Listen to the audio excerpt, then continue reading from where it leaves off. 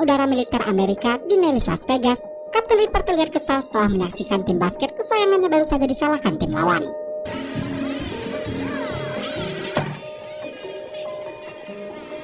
Kapten Ripper adalah operator drone tak berawak yang setiap harinya bertugas mendampingi tim lapangan sebagai mata di udara, sekaligus tim penghancur saat para tentara Amerika melakukan misinya di darat. Diketahui Ripper telah 3 kali gagal dalam pernikahannya, memiliki 8 orang anak, dan kini sedang menunggu kelahiran anaknya yang ke-9 dari istri keempat. Ripper, you've been married 4 times. That's just me though. Sersan Nia Branson adalah asisten operator Ripper yang akan segera menikah. Pagi itu, Nia menemui Ripper berniat meminta bantuan mengenai pernikahannya.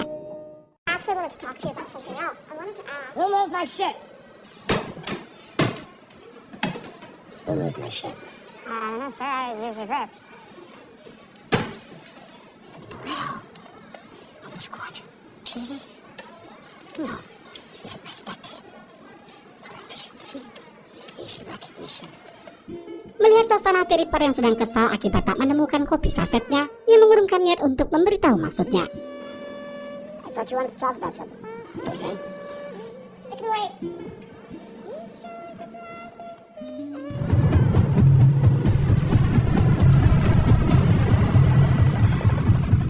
Sementara itu di pangkalan udara Amerika Serikat di Palawan, Filipina, Sersan Kenny alias Playboy akan melakukan tugas pertamanya bersama tim yang dipimpin oleh Sersan Utama John Sweet.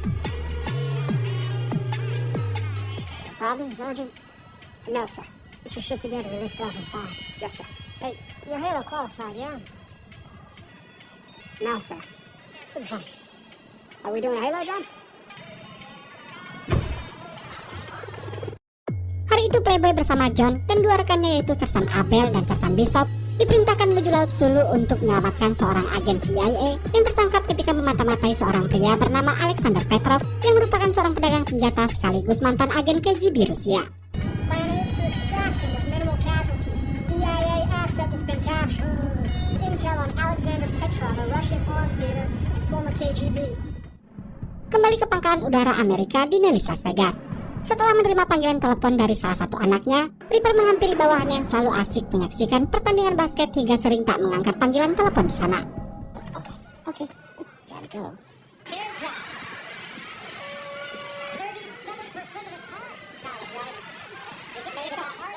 Ripper mengingatkan jika istrinya sedang hamil. Dia perlu selalu waspada jika ada panggilan mendadak darinya. Ripper yang tak bisa menyalakan handphone di ruang operator minta mereka untuk mengecilkan volume televisi dan segera mengangkat jika ada panggilan telepon. Why don't we just keep this volume down? Low now, because this is professional delivery. My wife is pregnant. I got a favor to ask you. While I'm on op, if she goes into labor, she's going to call that phone. You need to answer it. You need to come get me. Right? Thank you very much. Tak lama kemudian atasan Ripper bernama Kolonel Peckett memerintahkan Ripper kembali bekerja dan tak mengganggu kesenangan mereka yang sedang beristirahat di sana. Alright. I can roll it. Is this your first mission in theater, JTAC? Second. The first with operators. When they start dropping bombs, make sure it's on the bad guys. Yes, sir. Second in EVs. Listen, sterilized out. Mengetahui ini adalah misi pertama Playboy, para rekan seniornya mengingatkan agar Playboy tetap fokus berkomunikasi dengan drone yang menjadi tugasnya dan tetap waspada agar tak menjadi beban dalam tim. Still live like you kinda need someone to wipe your ass. We're about to head into a shitstorm. Keep up. No fuck up. Hey, remember the train? He's good. Setibanya di lokasi tujuan, John segera memerintahkan pasukannya untuk segera melakukan penerjunan di sana.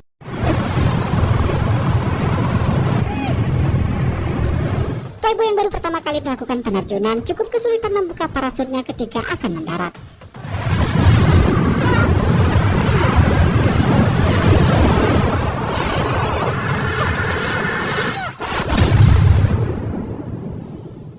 Setelah berhasil mendarat dengan selamat, Playboy yang bertugas melakukan koordinasi dengan pantauan udara segera berkomunikasi dengan Ripper yang telah siaga dengan drone MQ-9 yang mengudara di atas pulau tersebut.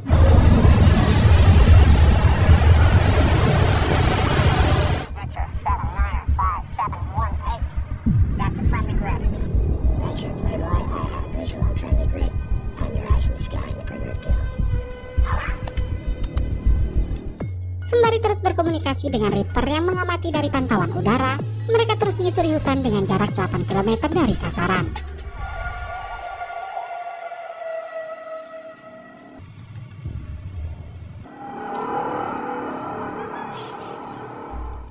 Setelah berjalan sejauh 5 km dan semakin dekat dari sasaran, sersan Abel yang memandu tim tiba-tiba melihat sebuah pergerakan mencurigakan tak jauh dari posisi mereka.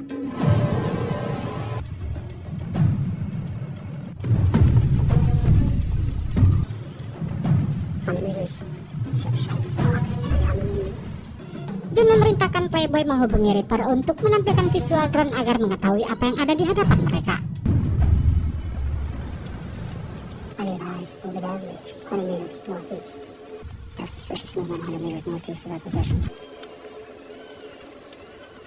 Reaper 10, Playboy 06. Roger that, Playboy, stand by. Reaper 10, please turn on. Good answer. Copy that. Ketika kamera drone milik Reaper telah terhubung ke perangkat Playboy, visual mereka terlihat jelas. Bahkan Reaper dapat melihat Bishop yang mengacungkan jari tengah padanya. Yeah, all that's sexy. Tak lama kemudian, tiba-tiba sistem operasi drone mengalami malfungsi hingga tak bisa menampilkan apapun. Roger, stand by. Systems malfunction. Reaper terpaksa menarik mundur MQ-9 yang tiba-tiba mengalami masalah, dan dia akan mengirimkannya segera setelah dilakukan perbaikan di pangkalan udara. Fix this one up. Playboy, we have a systems malfunction. That is a negative. Reaper's down. No wonder your AV's available. And that's some fucking animal. Sembari menunggu bantuan udara dari Reaper kembali, John memutuskan terus bergerak menuju sasaran.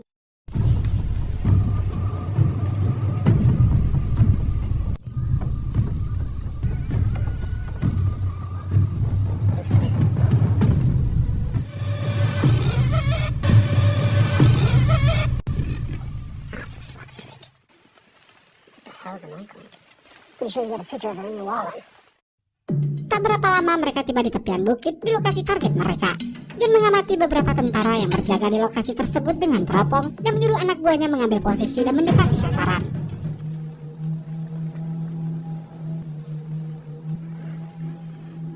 Let's push down. Mereka mulai menuruni bukit menuju sasaran yang terletak di tepi bendungan.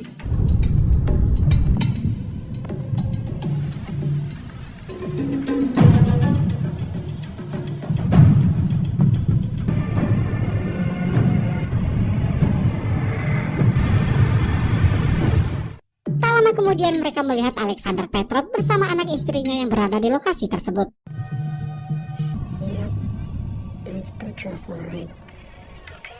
Sementara itu di pangkalan udara Nellis Las Vegas, untuk kesekian kalinya Reaper kembali dibuat kesal ketika melihat panggilan masuk yang tak berdering, sebab salah satu dari mereka merubah mode silent pada telepon tersebut. Reaper kembali mengingatkan semua orang, bahkan atasannya Kolonel Packard, agar lebih aware terhadap panggilan masuk, sebab bisa saja itu merupakan panggilan darurat. Guys. Di zona operasi tiba-tiba dua mobil pickup mendatangi tempat tersebut. Diketahui mereka adalah milisi lokal Abu Sayyaf, pimpinan Said Hashimi yang diduga bertujuan untuk membeli senjata.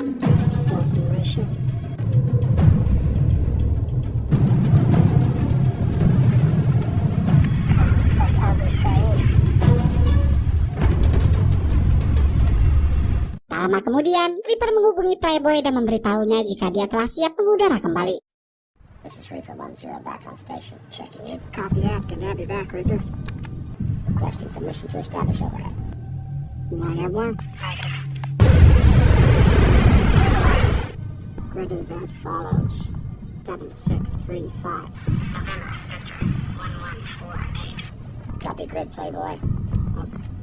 Setelah menerima lokasi koordinat dari Playboy, Reaper yang telah mengudara akhirnya tiba di lokasi dan Playboy kembali dapat melihat visual tangkapan kamera dari drone.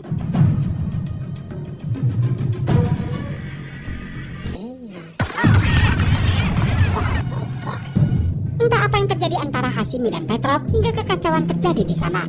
Dari kejauhan, John dan rekan-rekannya menyaksikan pemandangan yang sangat mengerikan tersebut.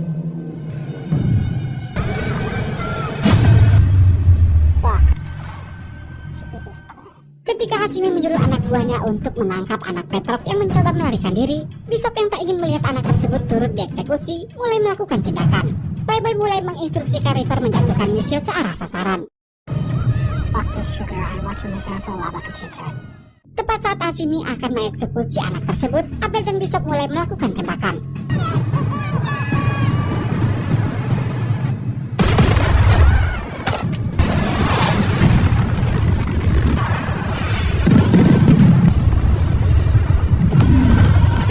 Di saat bersamaan, misil yang dirasakan Reaper juga mulai menghujani tempat tersebut. Setelah ledakan dahsyat yang berhasil menyelamatkan anak tersebut, tiba-tiba 3 orang musuh keluar dari bawah bangunan tempat Playboy berada. Sabok.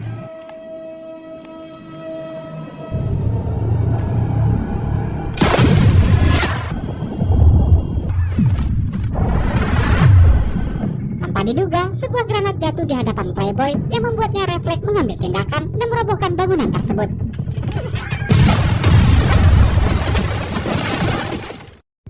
Kejadian itu menarik perhatian musuh yang otomatis mengetahui posisi mereka dan mulai menghujaninya dengan tembakan.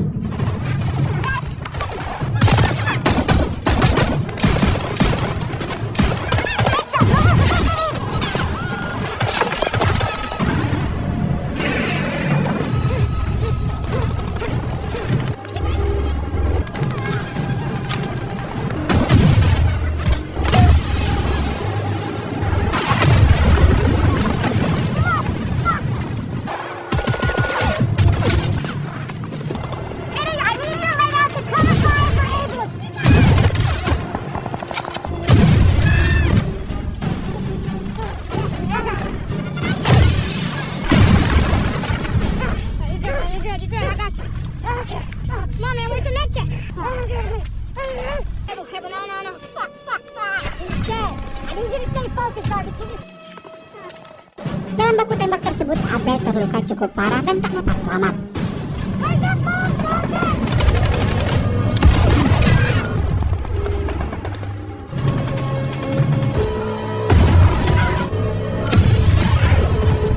Got eyes on it. Lost him in the smoke. Weapons are ready.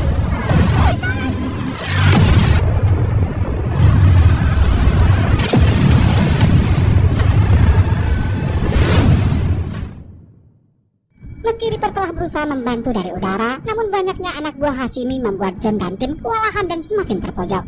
Playboy berusaha menghindari serangan dan segera menjauh dari tempat tersebut. Dia yang mulai panik menghubungi Reaper untuk meminta bantuan sebab telah kehilangan seluruh rekannya.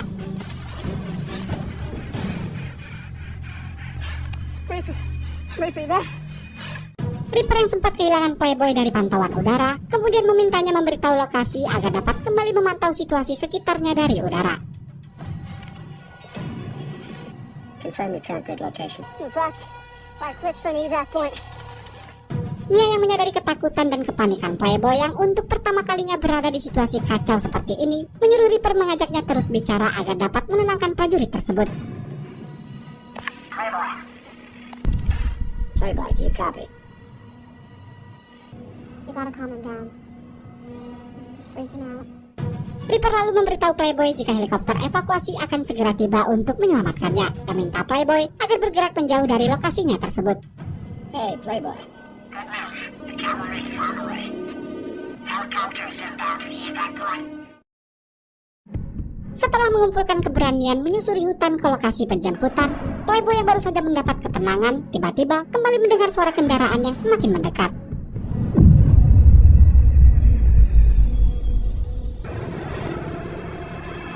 Take him down a truck. Reaper. Mia yang melihat pantauan udara menemukan objek bergerak dari 2 arah berlawanan menuju Playboy. Contact from the east. Truck on the road, half a clip. Contact from the west. You have convergent targets. Playboy segera berlari dan bersembunyi di balik rawa tepian sungai. Reaper mengkonfirmasi jika drone-nya memiliki 1 misil tersisa dan menawarkan bantuan skuadron udara. Okay, Playboy. Now your eyes on target, Playboy. You want those hornets airborne? Tak lama kemudian, Playboy melihat sebuah mobil dan 2 orang berkuda serta seekor anjing berada di sana.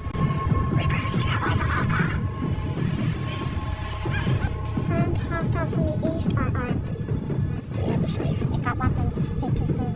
Ketika orang-orang tersebut asik berbincang, si anjing yang mengetahui keberadaan Playboy menghampirinya dan terus menggonggong. Buffalo Bill.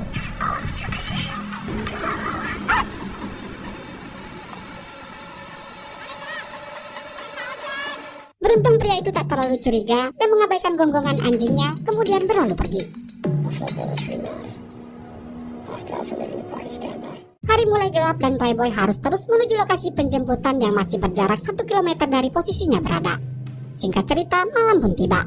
Playboy yang telah tiba di titik penjemputan mengkonfirmasi jika area sekitarnya terlihat aman dan siap untuk dievakuasi. Reaper dan Nia yang memantau via udara pun tak melihat ada tanda-tanda keberadaan musuh di sana. Is clear for extract. Marking position with IR. Setelah memberikan tanda, tak lama kemudian helikopter pun mencoba untuk melakukan pendaratan. Hingga tiba-tiba,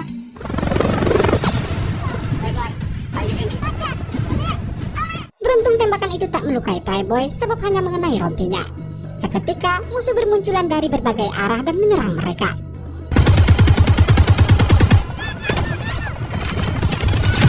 Helikopter berusaha memberikan perlindungan dan melakukan clearing area. Hingga tiba-tiba,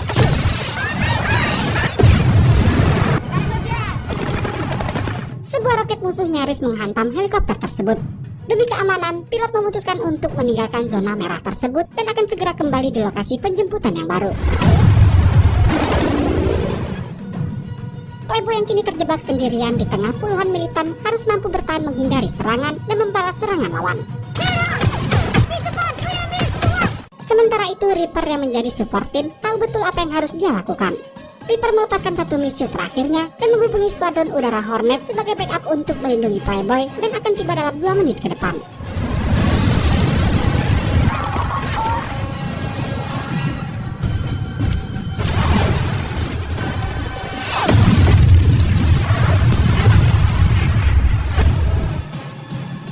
Nia mengkonfirmasi jika ada sekelompok militan yang datang dan Playboy harus bisa mengulur waktu hingga pesawat Hornet tiba di sana.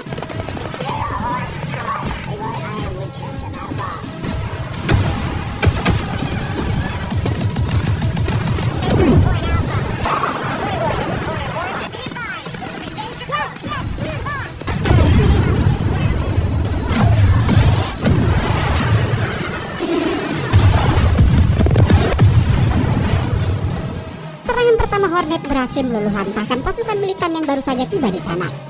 Pilot mengkonfirmasi dia akan memutar dan segera kembali melakukan serangan kedua. Playboy nekat memerintahkan pilot tersebut untuk melakukan tembakan ke arahnya sebab posisi pasukan musuh saat ini berlindung tak jauh dari tempatnya berada.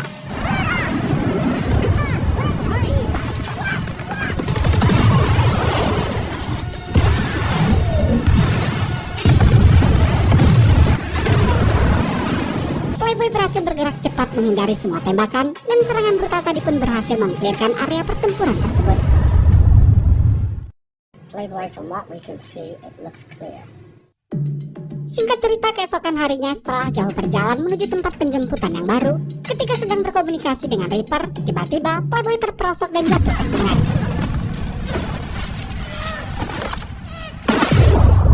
Playboy, do you copy? Playboy, you copy? Slid halfway down the fucking mountain. Di saat bersamaan, dari radar Nia melihat pergerakan 3 orang yang datang mendekat. Reaper, I've got movement for Playboy. Playboy, you have 3 Hostiles heading your way. Find cover. Hang on, hostile. Playboy yang akan bersiap menyambut kedatangan mereka baru menyadari jika senjatanya tertinggal di tebing. Mengandalkan pistol, Playboy berusaha melindungi diri dari serangan musuh yang mulai menembak.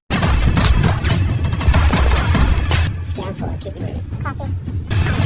Ketika pelurunya habis, Playboy terpaksa berlari menghindari serangan. 2 orang musuh yang tersisa terus mengejar hingga membuat Playboy terpojok.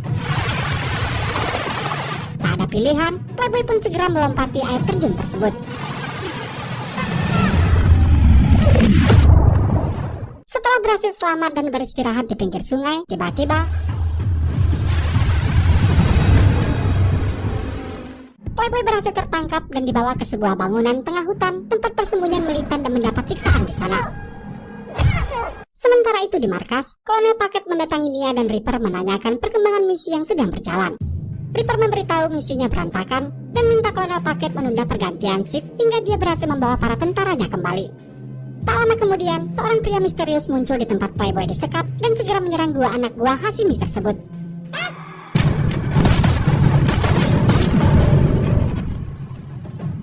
Ternyata pria itu adalah John yang mendapat arahan dari Reaper setelah dirinya berhasil selamat dari serangan rudal kemarin. John mengatakan jika Bishop juga selamat, akan tetapi dia berhasil ditangkap anak buah Hashimi. Mereka menemukan beberapa senjata yang disembunyikan anak buah Hashimi di bangunan tersebut.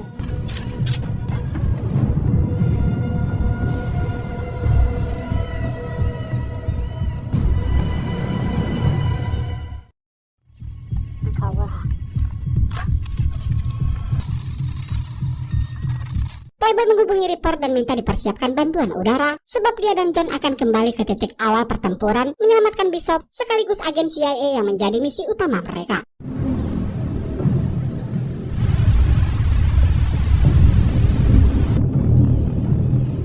Singkat cerita, Playboy dan John telah berada di atas bukit memantau situasi dan merencanakan misi penyelamatan mereka. Playboy yang dipercaya John untuk membuat rencana menjelaskan jika 15 menit pertama mereka akan menerobos masuk melalui pintu depan dengan serangan senyap menuju lokasi Bishop dan agen CIA ditahan. Dan 15 menit selanjutnya adalah waktu mereka untuk segera keluar dari tempat tersebut. Setelah bersepakat dengan John, Playboy kemudian menghubungi Reaper untuk mempersiapkan 3 serangan udara. 2 tembakan dari drone setiap 15 menit sekali guna mengalihkan perhatian musuh. Dan 1 tembakan terakhir di 15 menit berikutnya dari jet Hornet yang berdaya ledak besar untuk menghancurkan seluruh tempat tersebut. 3 attacks based approx 15 marks apart starting 1100. 10 for first 2 attacks is the whole bird touch.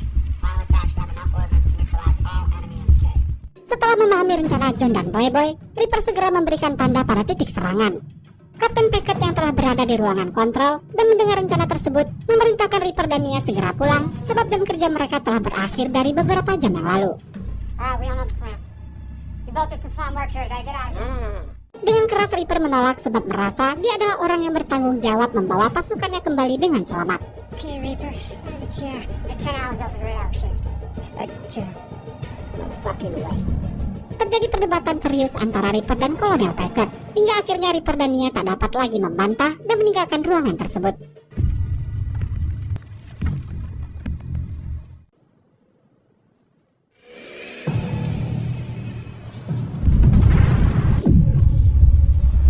Playboy dan John mulai menghabisi satu persatu musuh yang sedang berjaga.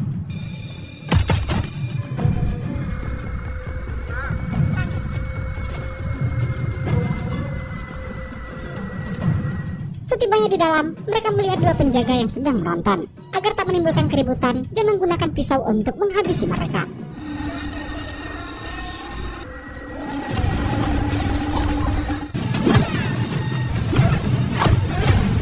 Ketika John berusaha menghabisi salah satu penjahat, mendadak Playboy juga diserang oleh penjahat lainnya.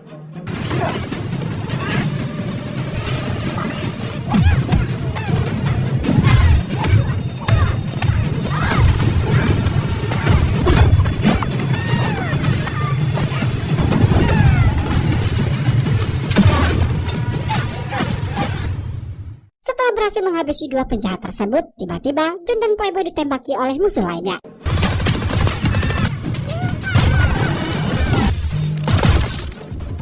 Misi penyelamatan yang seharusnya berlangsung senyap berakhir dengan saling menembak dan memancing anak buah Hashimi berdatangan menyerang mereka.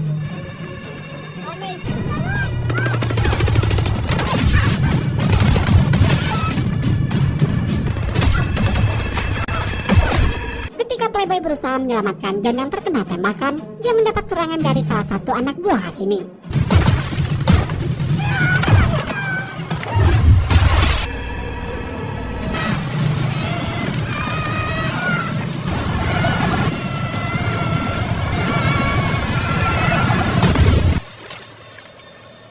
Beruntung, John berhasil menembak pria tersebut. Tak lama kemudian, sebuah granat dilemparkan ke arah mereka.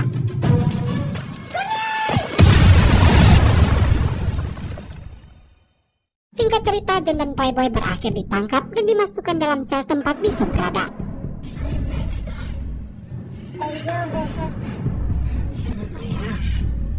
Tak lama kemudian John dikeluarkan dari dalam kurungan dan Hashimi langsung mengeksekusinya di hadapan Bishop dan Playboy.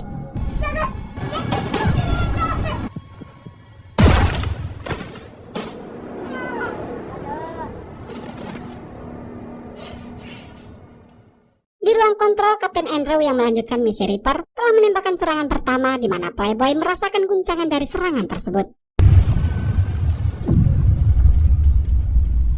Playboy dibawa dari tahanan dan mulai disiksa oleh Hashimi untuk mengetahui apa tujuan para tentara Amerika menyerang kediaman Alexander Petrov yang kini telah ditempati Hashimi. Told you. More bombs on the way. I'm not interested in your face response. What you and I are doing right here. Playboy mencoba memperingatkan Hashimi jika mereka harus segera keluar, sebab akan lebih banyak bom yang datang untuk menghancurkan tempat tersebut. Bukannya mendengarkan peringatan Playboy, Hashimi memerintahkan anak buahnya untuk terus menyiksa Playboy hingga dia memberitahu misinya.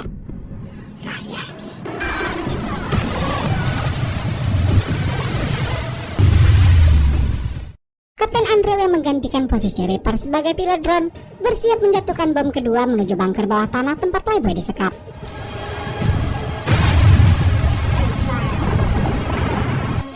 Bombs away.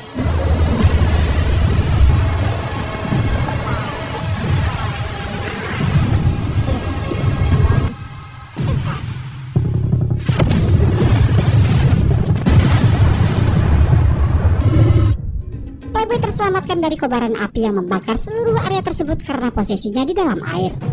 Playboy mengambil sebilah pedang milik Hashimi yang tertinggal, kemudian menuju ruang tahanan untuk memeriksa keadaan Bishop. Tiba-tiba, dia mendengar seorang tahanan yang meminta bantuan. Ketika kerangkengnya dibuka, ternyata pria itu adalah agen CIA yang sedang mereka cari. Setibanya di ruang tahanan Bishop, ternyata Hashimi juga berada di sana. Tanpa pikir panjang, Playboy segera menghunuskan pedangnya pada pria tersebut.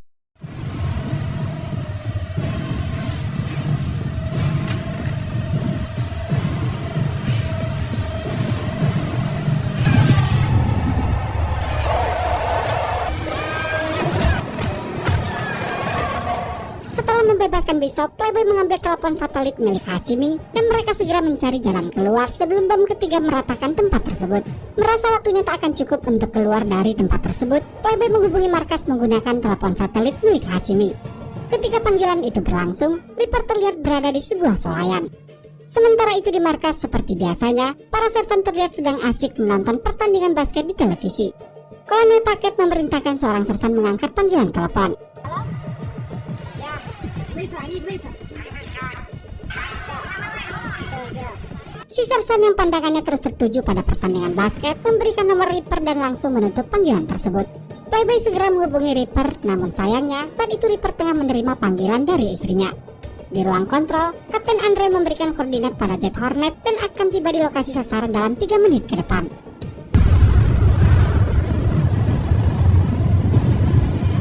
Ketika Reaper memeriksa pesan suara di ponselnya, dia mendengar pesan dari Playboy yang minta untuk membatalkan serangan ketiga. Sembari memacu mobilnya kembali ke markas, Reaper mencoba menghubungi markas namun tak satu pun orang yang menyadari panggilan tersebut karena semuanya sedang asik menonton. Jet Hornet mengkonfirmasi 30 detik menuju sasaran.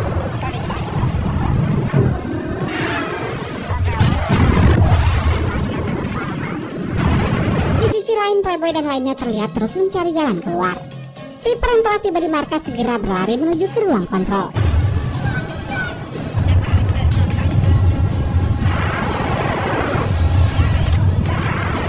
Tepat saat Jet Hornet menghitung mundur, Reaper berhasil membatalkan serangan tersebut.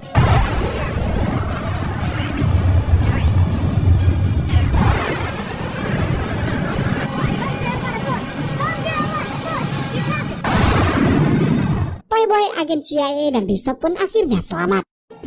Reaper menghampiri ruang televisi. Dia minta perhatian mereka yang berada di sana. Reaper mengatakan dia telah 5 kali menghubungi telepon tersebut namun tak sekalipun diangkat. Ketika beberapa orang sedang bertaruh nyawa demi negara, mereka malah asik menonton bahkan mengabaikan panggilan darurat. Reaper yang kehilangan respek pada komandannya kemudian menghancurkan televisi di ruangan tersebut. You can take that out of my active duty bonuses, Colonel. Mia akan pulang. Mia menghampiri Reaper dan ingin mengatakan sesuatu padanya. Ternyata sedari kemarin, Mia ingin meminta Reaper menjadi pendamping pria dalam pernikahannya. Reaper yang telah menganggap Mia sebagai anaknya sendiri pun merasa itu adalah sebuah kehormatan baginya. Dan film pun berakhir sampai di sini. Terima kasih sudah menonton. Jangan lupa untuk share, like, komen, serta subscribe ya, agar channel ini bisa berkembang juga. Terima kasih.